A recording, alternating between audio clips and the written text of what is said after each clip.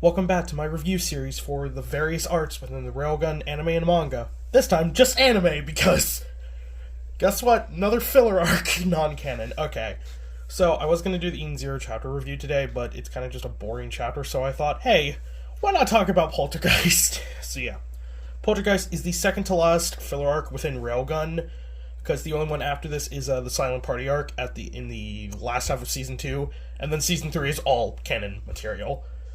Oh, some people might consider the second arc in Season 3 filler. I don't know, I kinda do. So this arc kind of serves as a continuation of the Level Upper arc. It kind of gives a lot of closure to that arc. Because if you read the manga, Level Upper is kind of just it. Like, for like Kiyama and her class, like that's it. That's the closures they fucking get. Like they don't get any closure in the manga. Like their closure is, oh yeah, Kiyama gets beaten by Misaka, her class is just quote-unquote dead, and yeah, that's it. That's all you get. You do get, later on, I'll get into this, two of the characters introduced in this arc do kind of show up in the Railgun manga and in future color pages for Index, so it's like, is this arc canon? It's kind of weird, because I'll talk about the canonicity of this arc. Okay, so nothing in the manga, there's only one thing that contradicts this arc, and it's Kongo. Kongo's sheer presence in this arc fucks this arc from being canon. Because in the Railgun manga, Kongo is not introduced until a little bit before the Daheisei Festival. Like, the like, in-between chapters between the Sisters arc and the Daheisei arc, yeah, that's the introduction of Kongo. But due to her involvement in this arc, and because the Railgun anime introduced her way earlier, like, episode 1 they introduced her, so it's like, she fucks this arc from being canon. But it's like everything else, and there's like mentions, I don't know. I guess you might be like, oh, and then I guess Kamachi just considers the anime the canon, and I mean, yeah, I guess so. It's just a thing of like, there's other things that kind of contradict it, but other than that, let's get into this. So this arc covers episodes 17 through 24 of the Railgun anime, and for some reason, I usually, I don't rewatch the arcs for these videos. I just kind of look on the wiki and be like, oh yeah, that's what happened, because Goldfish Brain. And for some reason, they list the first episode of Railgun S, the second season, as part of this arc. The only reason I think they can assume that is because they visit one of the characters involved in this arc in that episode. It's weird. I'll talk about that episode at the very end, because it does kind of lead into some interesting stuff. So, this arc kind of introduces two new characters to the Railgun team. Harue, Eddie, which I have to think Harue is just kind of a joke on Uiharu, because it's just, Haru, Yui, so it's like Yui, Haru, I don't know. And Edasaki Banari, who is one of the members of the class that Kiyama led. And I had a weird thing where I thought, to me, it was implied that her class just fucking died. Like, her class just died in the experiment, and that's why she was... But it's also implied that, like, I don't know. But it is confirmed they're just comatose. But it was kind of like... In the anime, at least, they really hammered up that, like, their brains just exploded and they died. So, yeah. So, kind of the instigator for this arc is... there is a new student at Uiharu and Satin School, Harue, and she has a connection to Banari, one of the members of her class, and kind of is searching for her. But at the same time as this, there are a bunch of these earthquake incidents happening around Academy City that are hurting a lot of people, and kind of you link it up that Harue is causing. So we kind of get it explained that Kiyama got freed from, because she did go to whatever jail Academy City has. I don't know. I know it's touched on in the it's the Battle Royale. No, it's the Dragon arc that they. Is it the Dragon arc that they touch on that? It's not the Battle Royale arc. They do touch on it in later in Index of like a correctional facility, but I think it's during the Dragon arc. I don't know, Dragon Arc... I always just think the Dragon Arc involves other stuff. But Kiyama gets released by Heaven Chancellor due to his influence. And basically, she finds her class and is trying to revive them. And the only way she can revive them is with something called called the Crystalline Esper Essence. That's gonna be a fucking mouthful in this video. Which, fun fact, we've actually seen before in the series, if you, because the drug that Mugino constantly gives us, Takisubo, it's that. It has another name, I think, I did not write down another name, but yeah, basically, she finds out using that, she can potentially revive her class, but she's trying to do it without it, and every time it causes it, due to the kind of AIM field, it causes a connection between Harue and, Bonri, which causes the earthquakes. So, yeah. This kind of goes on, and there's a bunch of earthquakes going on. This arc also takes place between August 2nd and August 9th, so a little bit before the Sisters arc begins in Railgun, which, just touching on that now, I have no idea if I'm going to do a video on that. Because it's like, I've already talked about the Sisters arc, I don't want to repeat myself, because that kind of feels contradictory. It's like, but there is stuff, so I might honestly just do like a comparison video of like, because there's been so many versions of the Sisters arc, but yeah, this arc also introduces a new kind of organization within Academy City, MAR, I cannot speak, which is led by Therestina. Therestina is a unique individual. So yeah, after these incidents, Harue gets taken in by them to kind of like, because they're under suspicion she's causing these incidents, which gets Uiharu really mad for some reason. I don't know. This arc is weird to me, specifically for Uiharu, because Uiharu is very involved in it, and like it's because like her roommate is Harue, but it's also like I get you. I get that you're a very like, you know, caring person, but like you met this girl like a week ago, not even a week ago. Why do you care this much? Like she takes her opinion. She's like on her side more than the others. I don't know. It just felt weird to me because it didn't seem like in character for Uiharu, because it's like, yeah, I mean, Uiharu is someone who's very compassionate, kind of like too nice. So it's like, it's understandable why she feels this way, but it's like you're willing to take this person over like Misaka, Kuroka, or Satan especially. That's weird. So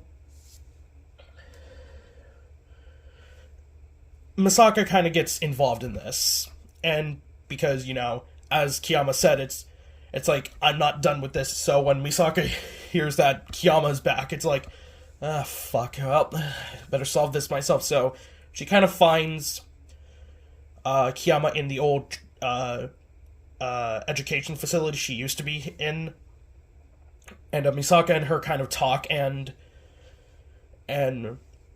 Kiyama divulges, it's like, yeah, the crystalline Esper Essence is the only way I can revive my class, but unfortunately this leads Therestina to the class, and she confiscates them, which mentally kind of screws over Kiyama as she just completely collapses. But this is where Uiharu gets involved and gets Kiyama to confront Therestina. And yeah, this is where we get a lot of the fuckery with Therestina. So we find out Therestina's full name, which is Therestina Kihara Lifeline, which... Okay, listen, there are some ridiculous names. Again, there's a character in the series called Stephanie Gorgeous Place. There are some ridiculous named characters here. But I think Therestina Kihara Lifeline, the fact that Lifeline is in your name is just ridiculous.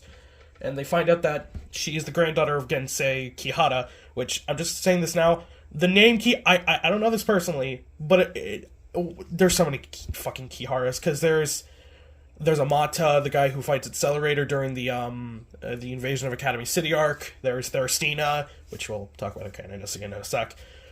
There's the guy who Kakane turned into fucking sand in his 4-chapter thing, and then there's Gensei. Kihara seems to be the origin point. So yeah, and Gensei Kihara, I didn't mention this too much in the level upper arc, because he plays more of a role in the Daihase Festival arc, in Railgun at least.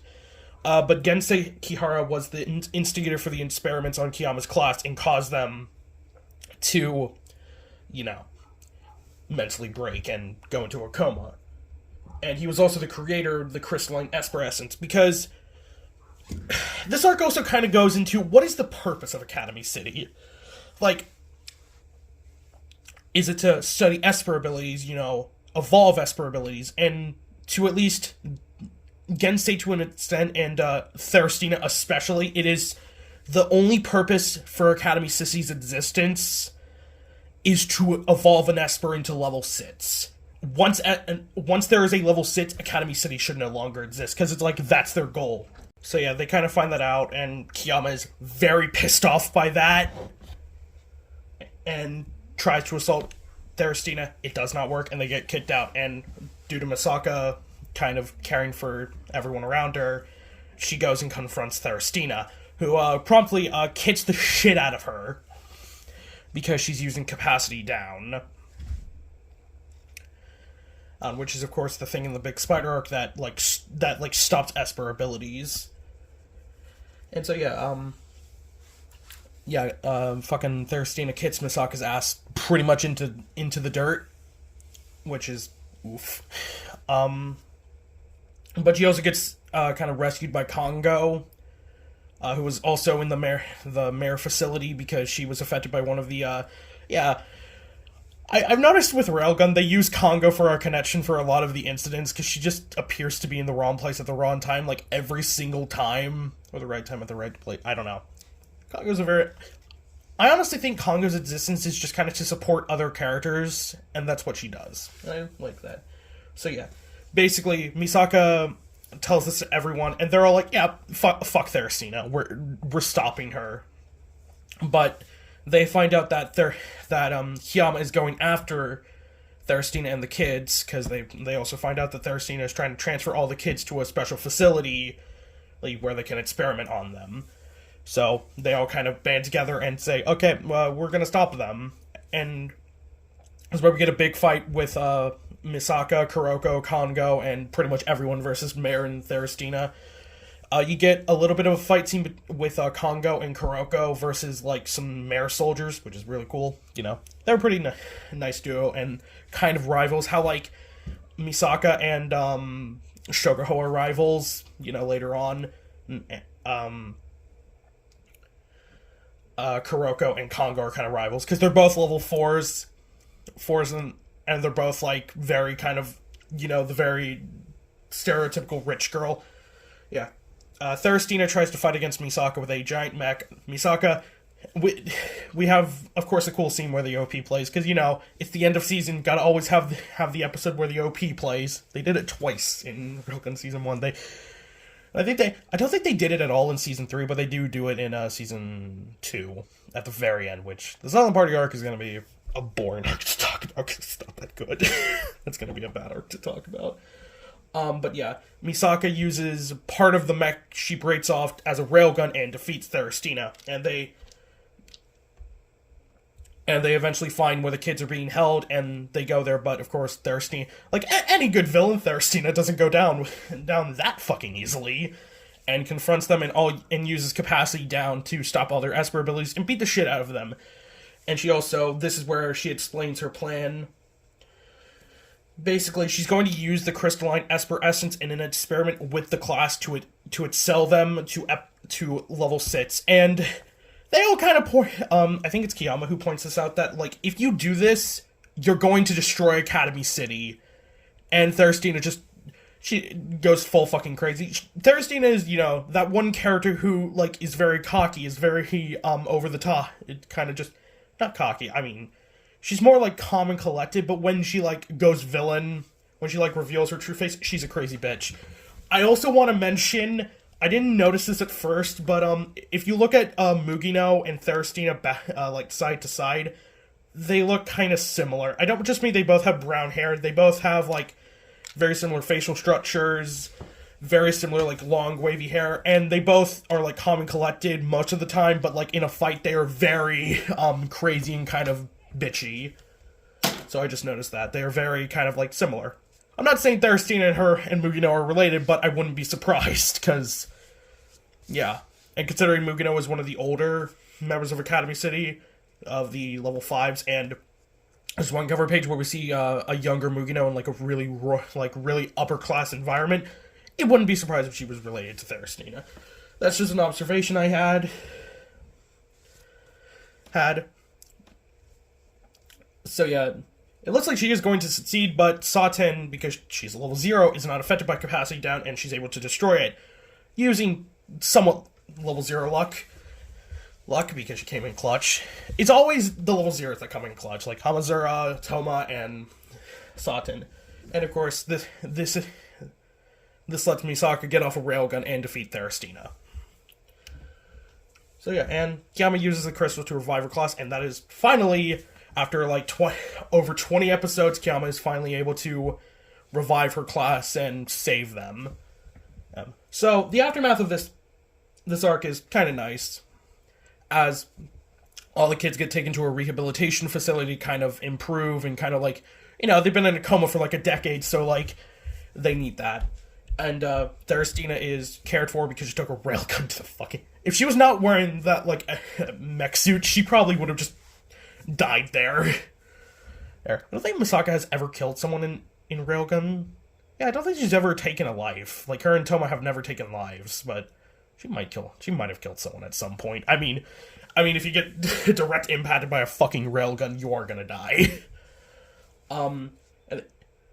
And Theristina is taken into custody after this, but she doesn't talk, and she does come back in Railgun Season 2. Misaka does talk to her, and you can very much tell that her true personality is the arrogant bitch.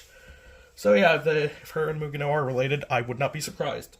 So there's a sweet little thing where Kiyama is in a hospital, and all the kids kind of use Noblim, give her a message of, I love you, and it makes Kiyama cry. It's a very sweet ending to the arc. So yeah, that is the end of Railgun Season 1. Honestly, as an adaptation, it's kind of shit, because it only adapts, like, one arc. Which, I kind of understand why, because I think I looked into it. At the time of Railgun, at the time of the anime, there was only one arc completed, and that was level upper, and they were still in the sister arc, in the, like, latter portion of it, but they were still in it, so... And, like I've said before, most likely the reason they didn't do it in Season 1 is... not only because it's the introductory season, and Index literally came out like a couple years before this, so the Sisters Arc and Accelerator were still fresh in people's minds, so they didn't want to kind of repeat themselves.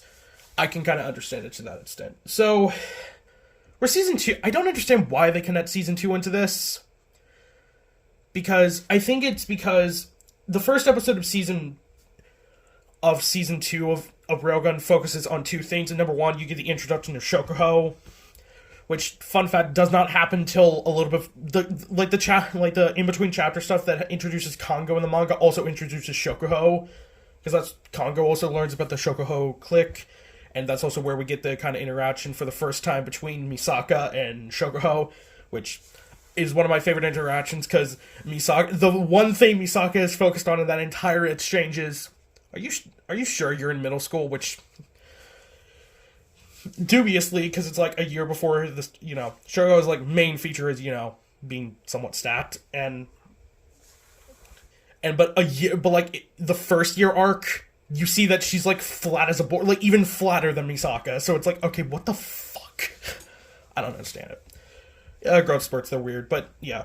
But the other half of the first episode is dealing with them visiting, I think, Bonri in the hospital, and then I think Harue gets kidnapped by some thuds, and Misaka uses midair railgun, which is a very cool scene. So they connected to this arc, but I think it's only because Harue and Bonri are focused. Also, I think this was the implied thing, is like the one kid we saw in Kiyama's bat story that was like at her house was implied to be Bonri, because they have kind of the same, like, Bonri's design is very much, she has, like, slit back hair, and yeah, and the kid in that flashback also kind of had it. So yeah, that is the Poltergeist arc. Theristina's canonicity is kind of strange, because she is hinted at, and stuff is mentioned. Like, I think in New Testament, the other Kiharas do mention her, but like I said with, like, Kongo, her existence in this arc is weird, because she shouldn't be at the school yet, because she doesn't get introduced till the Daihase Festival a little bit before that. So yeah, but yeah, that's all really I think I have to say about this arc. This arc is kind of weird. I like it because I think Theristina is a pretty good villain for Misaka, because, you know, Misaka is someone who cares a lot for the people around her, and Theristina is just a cold bitch. Yeah.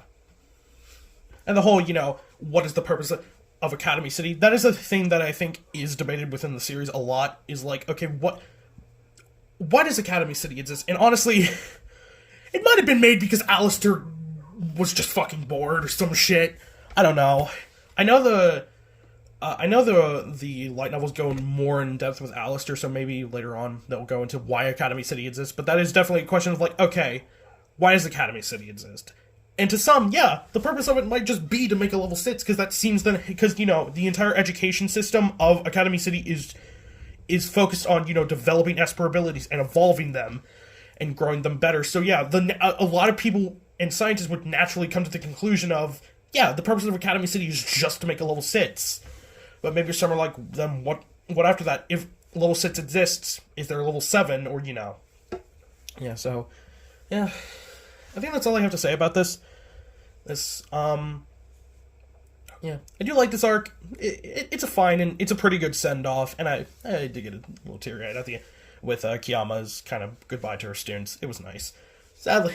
And, the other bit of tenacity with this arc is, later on in the Railgun manga, you do see a scene of Misaka, like, you know, remembering everyone she cares about, and you do see Haruhi and Bonnery there pretty distinctly.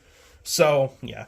Most likely, Kamachi considers this arc canon. It's just the anime introduced Kongo earlier, so that fucks it, but it is probably canon. Like with Railgun, it's like because the gaps in timeline with the Railgun manga, like, I think, because, like,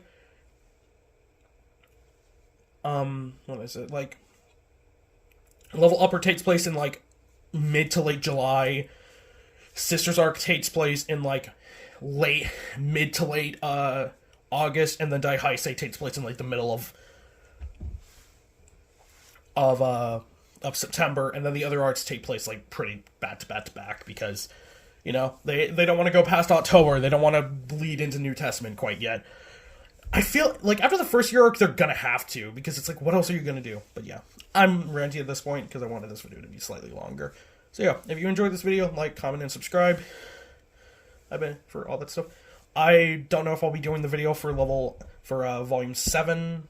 Yeah, Volume 7 this week. I plan to. I want to get to Volume 9 by the end of the year, and then start the next year start 2023 with Volume 10, but I also have to think about doing the MiHoYo video. So yeah, I am like 5 chapters into that. I'm tempted to do like a preliminary, like my first thoughts on it. But yeah, I don't know. So yeah, if you like this video, comment, like, subscribe, and do all that YouTube stuff. This will be Neo, signing out. Thank you for watching.